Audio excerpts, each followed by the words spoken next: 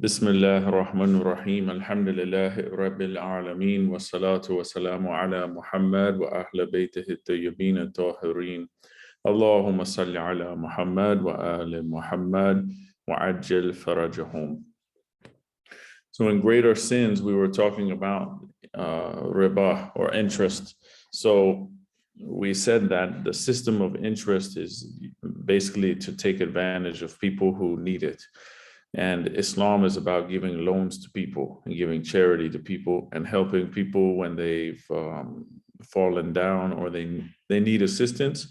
We're supposed to help each other and support each other, not prey on people who are weak or that if they don't get a loan, then they cannot survive and they need our help. So Islam is against interest. So the chapter we left off on, the subtitle of chapter is there's no barakat in interest, no blessings in interest at all. And he mentions ayat from Quran, Surah Baqarah, ayat 276.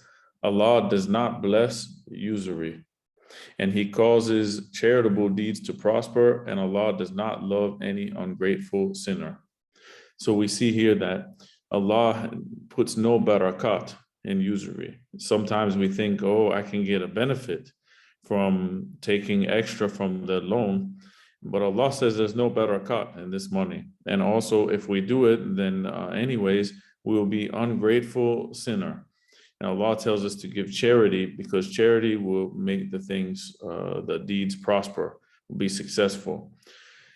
We have many times we want to get our rizq or our sustenance increased. Allah says to give charity. We want to lengthen the life of lengthen our lifespan or put off early death to give charity. So many barakat in charity, but no barakat in riba or usury.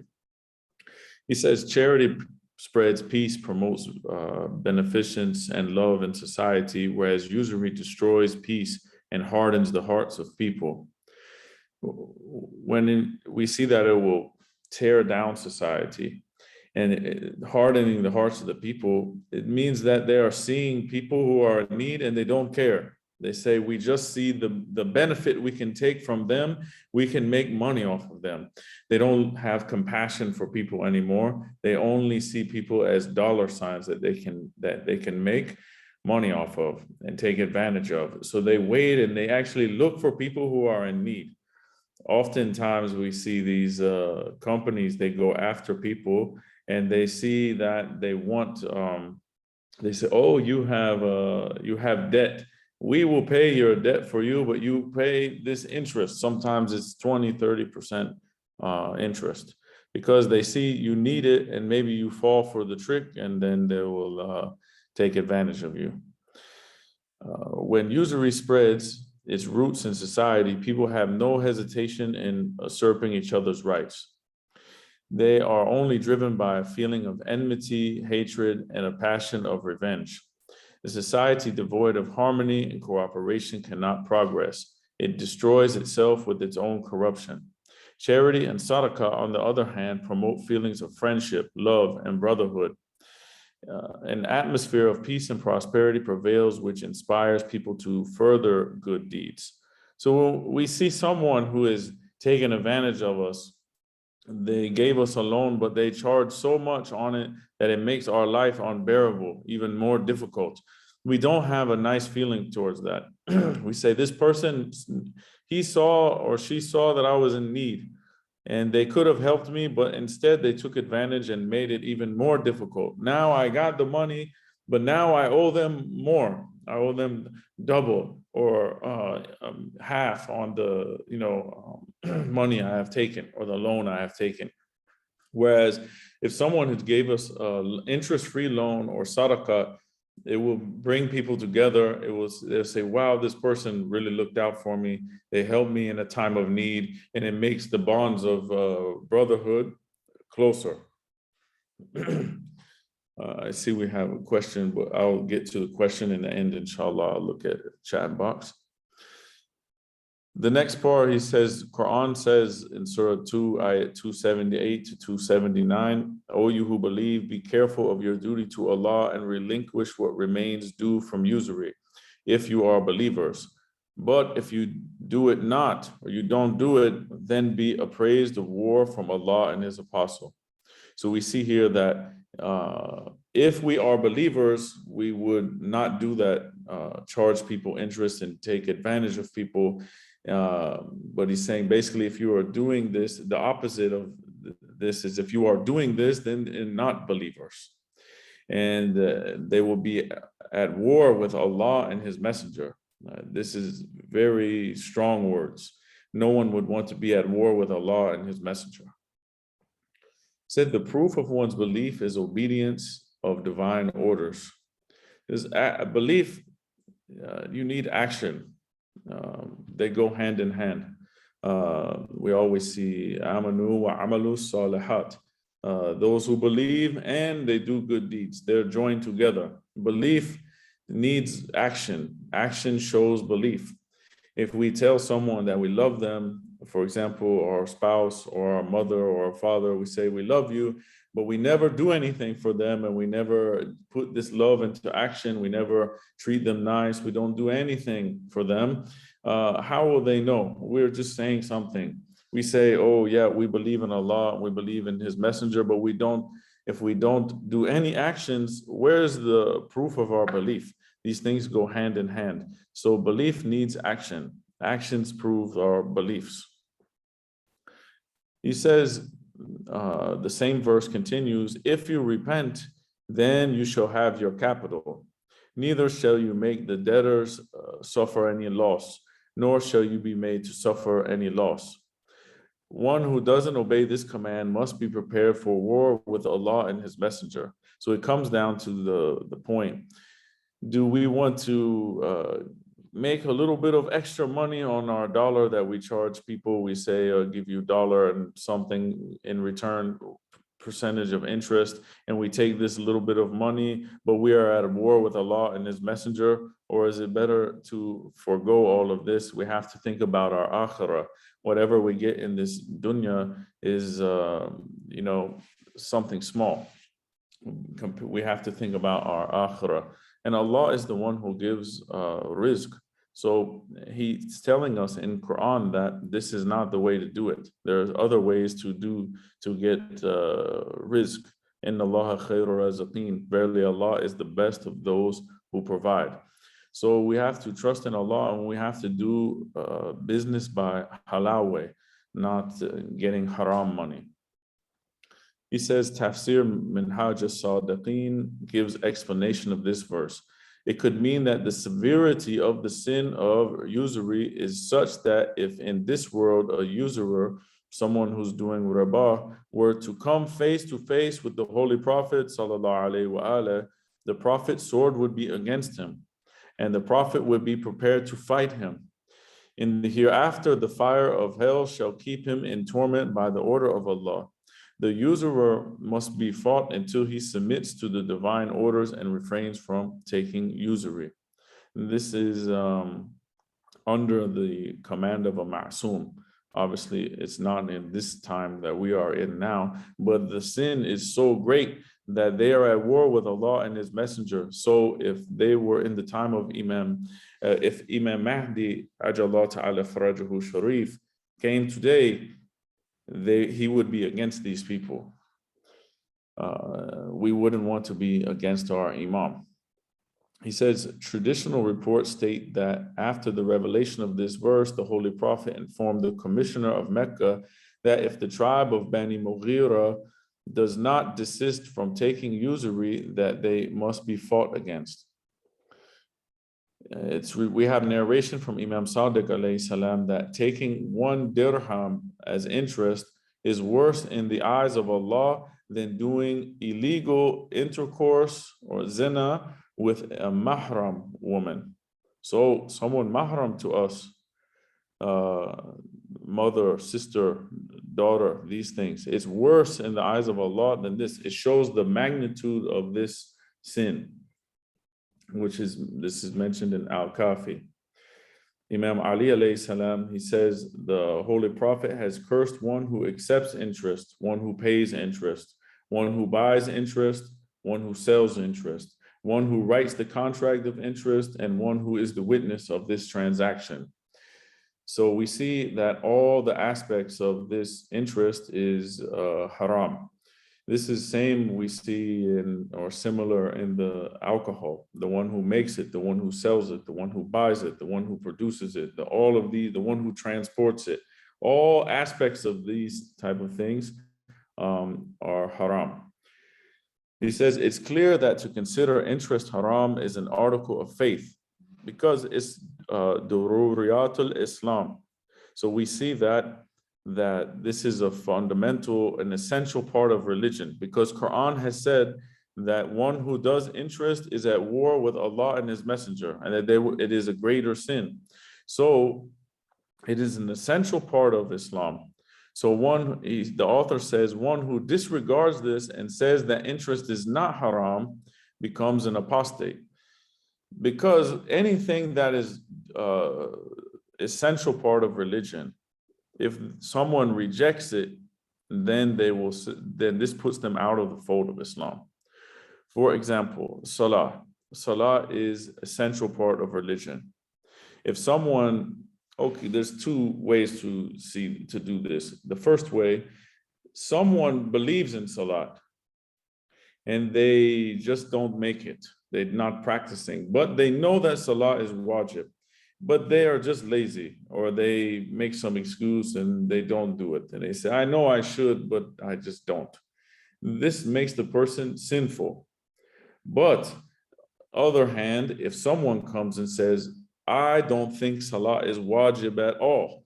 Allah doesn't care if I make salah or not. I just make dua. I wake up in the morning and say, Alhamdulillah, and I go to sleep, say shukran lillah, for example, and this is enough for me. I don't need this salah. Salah's not wajib.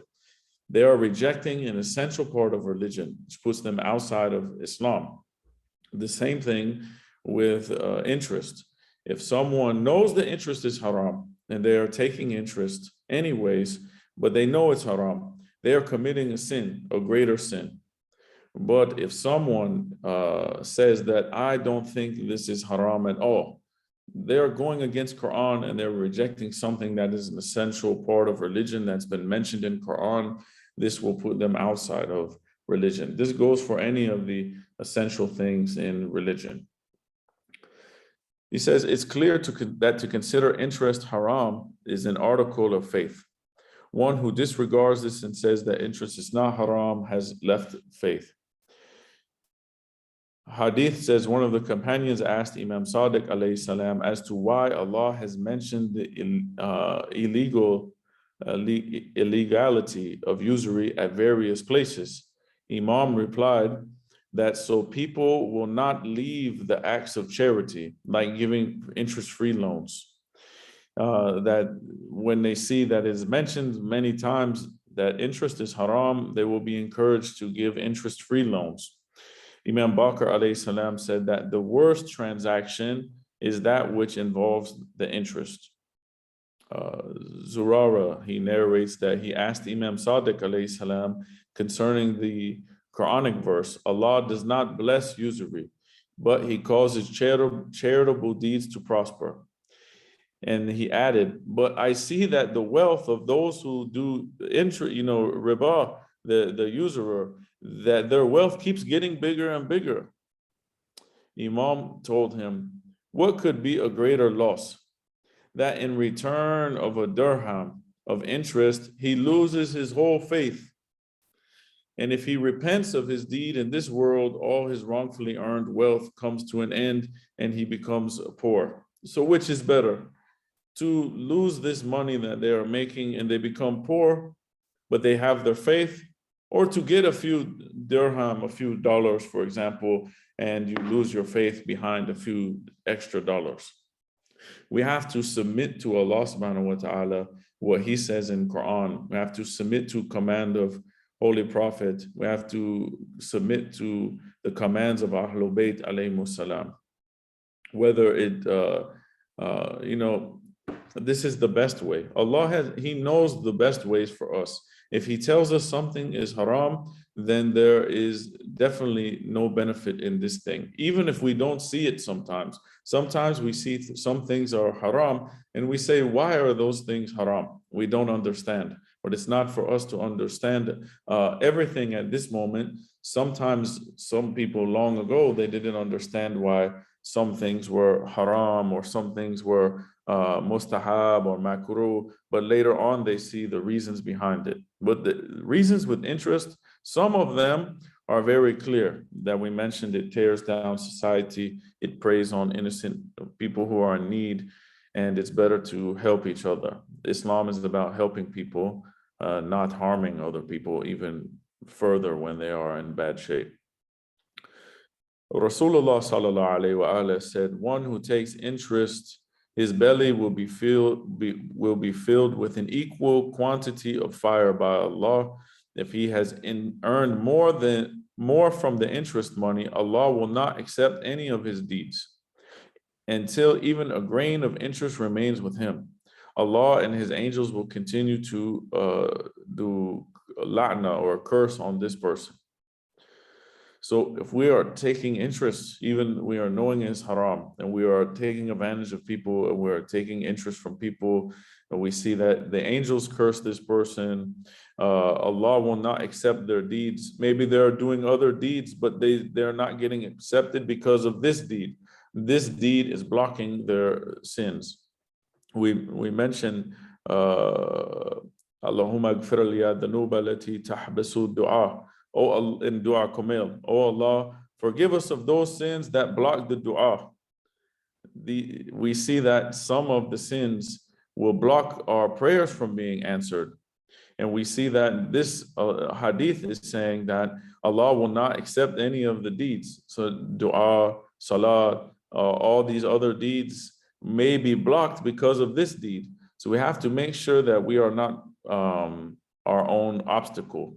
We are blocking our own self from progressing or being successful in this life and hereafter. Rasulullah sallallahu alaihi wasallam also said, on the night of Mi'raj or Ascension, I saw some people trying to stand up, but they did not succeed because of their big bellies. I asked, Ya Jibra'il, who are these people? Jibra'il said, they are those who have taken interest. They have taken usury. Now they can only stand up like those who have been possessed or touched by the shayateen, the devils. The Prophet continued, he said, then I saw them herded upon the path of the followers of Fir'aun. Seeing the extreme heat of the fire, they called out, Ya Allah, then when will be Qiyamah, the day of resurrection?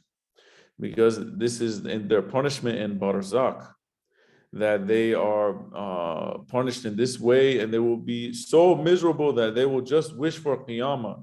They just wish for the day of resurrection to come.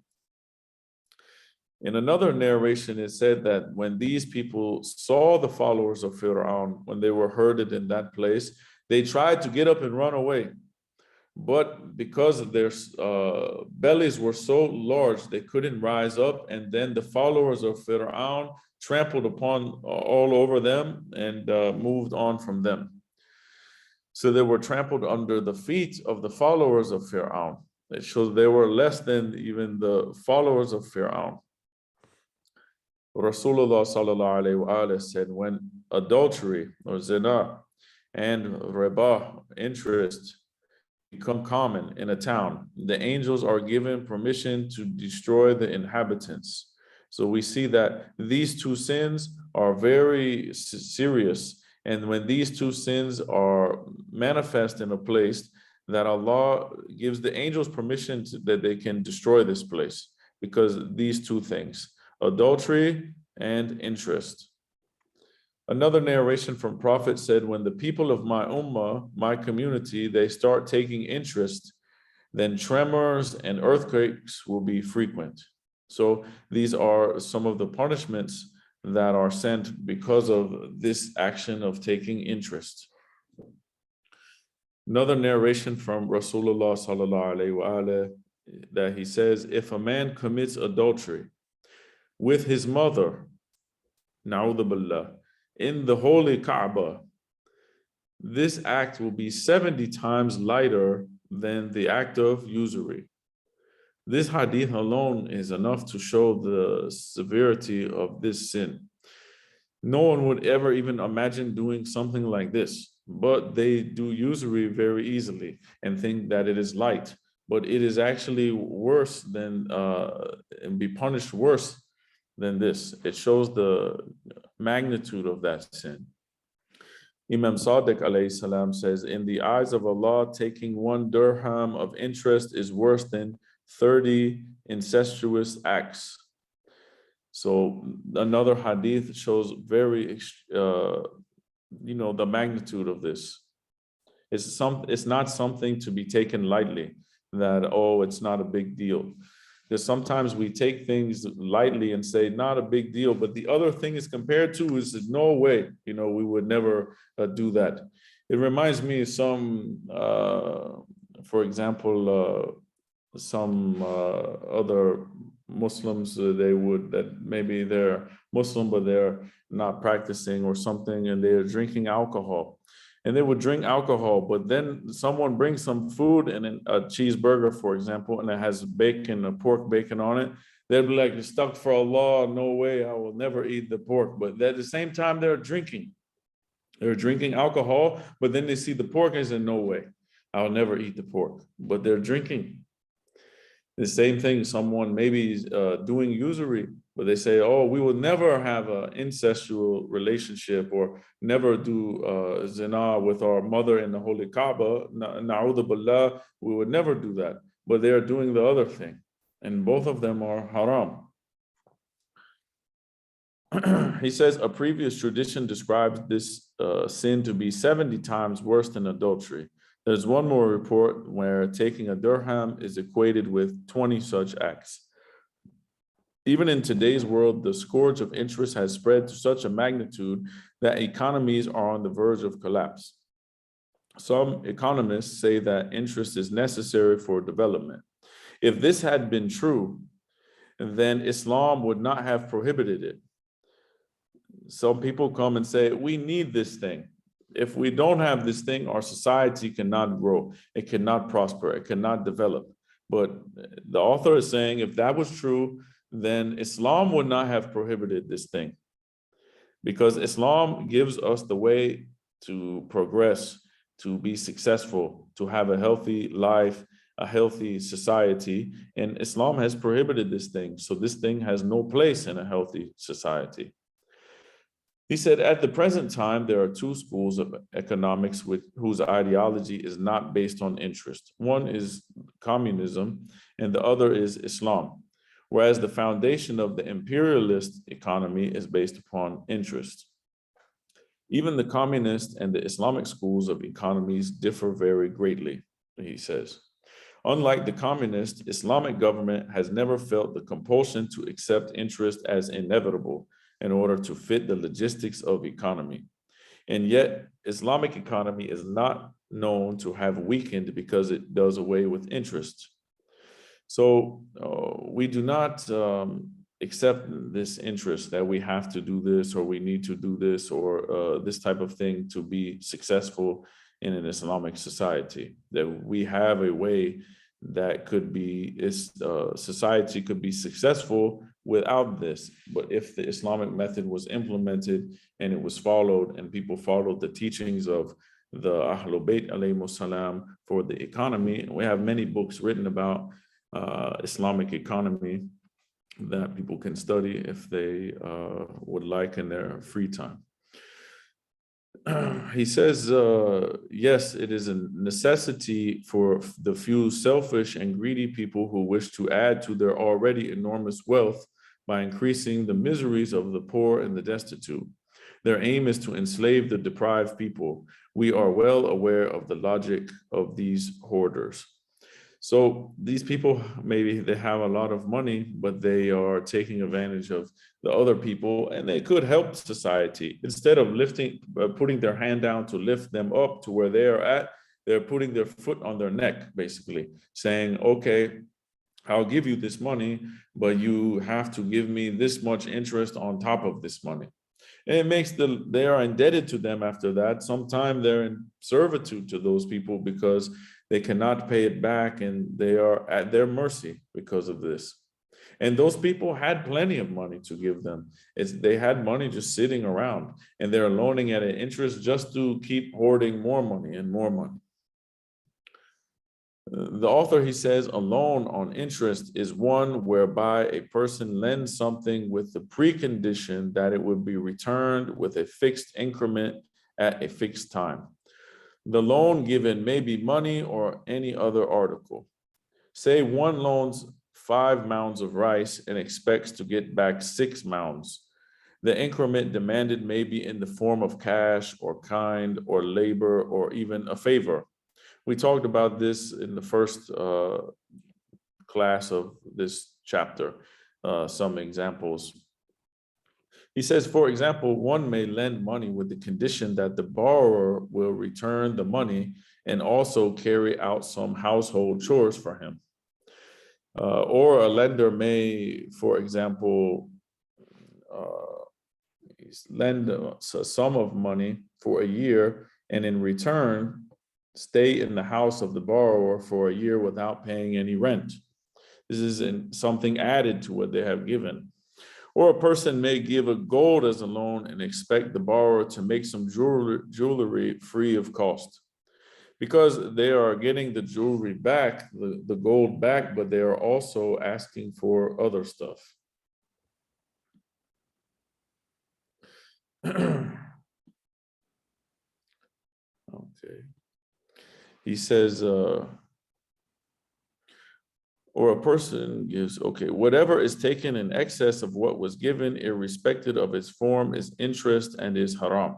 Also, it does not matter whether such conditions for giving loan were stated in the beginning or decided later. So it doesn't matter as long as these conditions were stated that there was an increase in the loan. You loan you something and this is given back with increase, then it is haram in all the cases.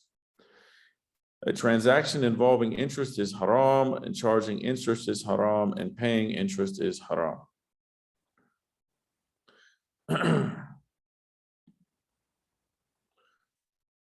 Assalamu alaikum. We still here, everybody? Look like the... Yes, everybody's here. Okay. Here. Okay. The other two left probably, yeah. Okay. I just wanted to make sure this is still going. Okay. He says, if at the time of disbursement of the loan, there had been no mention of interest and the loanee wishes to return the loan amount with an increase out of his own wishes, it is not haram. So for example, you lend me $100 and it's interest free. I need to give you the $100 back. But I decide out of my own kindness of my heart, I say, you really did a favor for me. So here is your $100 that you loaned me. Here is this $100 back. But I also want to give you $20 just because as a gift for looking out for me and taking, not taking advantage of me and helping me as a brother in faith. I'll give you extra $20 as a gift, but it's not as interest. It is as a gift. This is okay. And he says, in fact, it's mustahab.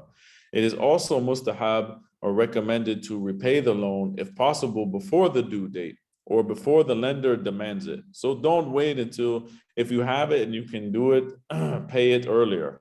Don't wait till the person comes and demands the loan. This is mustahab. Also, it's mustahab for the debtor that when repaying the loan, he should add something to it with the intention of giving it as a gift to the creditor. This is mustahab, to add some gift to this. But the intention must be as a gift, a hadiyah. It must not even remotely be thought of as interest.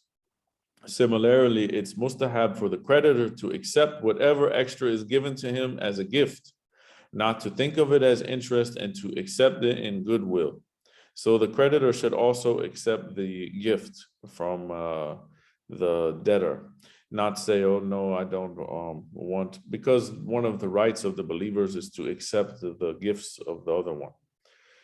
So he's giving it out of his kindness of his heart. It's mustahab, as long as it's not given as interest. He says, if any of the following conditions are present in a transaction, it becomes a transaction of interest and it is haram. Whatever is taken and whatever is given back are the same material but the quantities are unequal. Or if the quantities are equal, there is a disparity in the quality. When only one standard of measure and weight is employed. We spoke about this in the first class, more details, so we'll just read this, but I gave the examples in the first class. The amount taken and given back is of an unequal measure or weight. However, at the time of borrowing, if the measure of weight is kilogram, but while returning it, it is in seer or pound, then it is allowed because the weights are different system. In the same way, whatever was taken by the unit of measurement as meter and returned by the units of measurement as foot or yard, then this is valid too, because it's a different method of measurement. He says, in the matter of interest, wheat and barley are considered equivalent. So if one gives a mound of wheat and takes 1.5 mound of barley, it is interest and it is haram.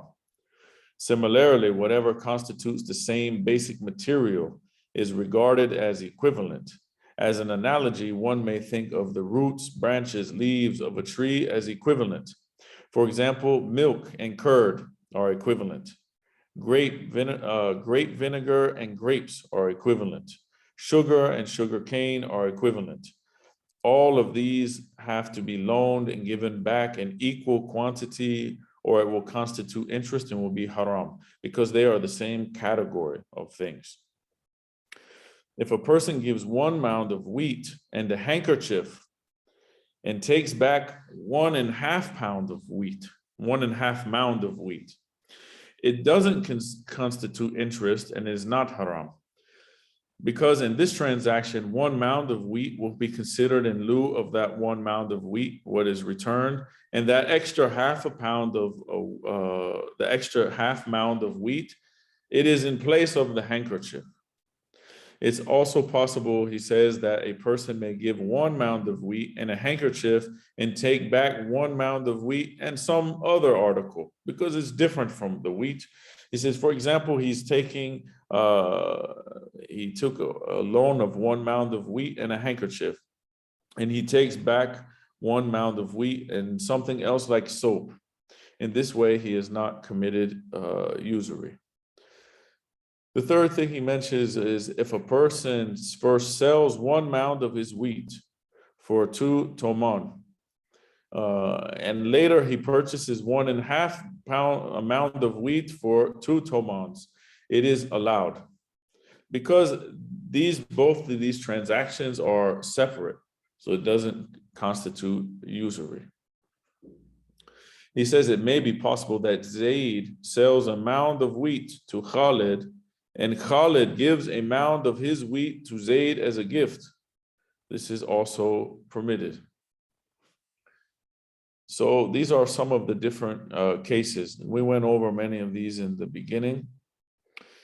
He says in the last class, he says there are some instances where taking interest is permitted, but this interest is permitted because we have some narration that says in these circumstances, there is exception and these cases are allowed. But most of the time, we are not doing some of these. For example, he said there are 3 types of people between whom taking and giving of interest is allowed. One is between father and son. The father and son can enter a transaction of interest, but a transaction of interest between mother and son is haram. Because we have narration in regard the father and son, but not narration in regard mother and son. So mother and son is falling under the general category that Usury is haram, but the category of father and son, we have narration, what makes exception. But we are not doing these things. Like, for example, even though it is halal to do, I'm not going to charge my son interest. He says the second category is husband and wife. The husband and wife can charge interest from each other. For example, one gives them 100 rupees, he mentions 100 rupees and demands 150 rupees in return. It is permitted. But I can tell you, if you give your wife a loan of $100 and you tell her to give you $150 back, it's not going to turn out good for you. So don't do it, even if it's halal. This is my advice. The third category is the kafir, the disbeliever who is not staying in an Islamic country. So, for example, in America, a Muslim can take back more, but he cannot give him more. As far as the dhimmi kafir, the one who is a kafir, but he's living under the Islamic rule, the Islamic government, it is haram to enter into a transaction of interest with them. Taking and giving interest are both haram in this case. So even though we see, I say, father and son, this is not, it's halal to do, but if we do it, it may cause a friction between father and son. So even though it's halal, it doesn't mean we have to do it. Between husband and wife, it could cause friction in relationship, even though it's halal because we have narration, but we don't have to do that. The kafir who is staying in Islamic country is not staying in an Islamic country, so he's living in the West. A Muslim living in the West can charge kafir living in the West interest. But when we do this, even though it is halal, and we may make some money, these unbelievers, disbelievers in Islam, they will look at us bad. They will say they are trying to take advantage of us. They only want our money and they just doing this to us when we need help. If we were to offer them help, then they would like us and appreciate the help of the Muslims and said, these Muslims are helping build our society. They're helping us when we are in need. And they will bring them closer to Islam. They will want to know why everyone else wants to charge them interest on the loan, but you're their friend. For example, you have a neighbor who is kafir. He needs a loan. And you say to him that, okay, I give you loan, you need $1,000, give me $2,000 back in 6 months. They'll say, man, this person is my neighbor is taking advantage of me. Now I'm in worse shape than I was before. I need the $1,000 so bad right now, I'm going to do it. But now I am in debt big time. Now I have to come up with $2,000. How do you think they'll feel about us? It's not good. But if you had extra $1,000, you could help your neighbor. You say, for example, he's kafir, I can't charge him interest, but instead I decide to give him $1,000 because I want to help him. Everybody deserves some help.